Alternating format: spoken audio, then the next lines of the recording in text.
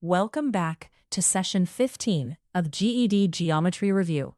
The Pythagorean Theorem is one of the most useful tools on the test, but it works only for right triangles, triangles with a 90-degree corner.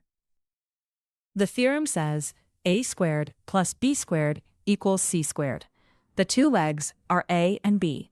The hypotenuse, c, is the longest side, always across from the right angle. To find the hypotenuse, follow 3 steps. Square each leg. Add the two results together. Then take the square root of that sum. That square root is the hypotenuse. Let's do legs of 6 and 8. 6 squared is 36. 8 squared is 64. Add them to get 100. The square root of 100 is 10, so the hypotenuse is 10. Now, legs of 9 and 12. 9 squared is 81. 12 squared is 144. Together, that is 225, and the square root of that is 15. The hypotenuse is 15. A time saver. Watch for common triples. 3, 4, 5 is the classic.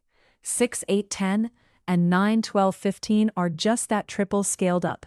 Spotting them lets you skip the arithmetic. The number one mistake is stopping at c squared. The theorem gives you c squared, not c. You must take the square root at the end to get the actual length. Quick check. A right triangle has legs 9 and 12. What is the hypotenuse? This is the 3, 4, 5 triple times 3, so the hypotenuse is 15. To recap, for a right triangle, a squared plus b squared equals c squared. To find the hypotenuse, square the legs, add, and take the square root.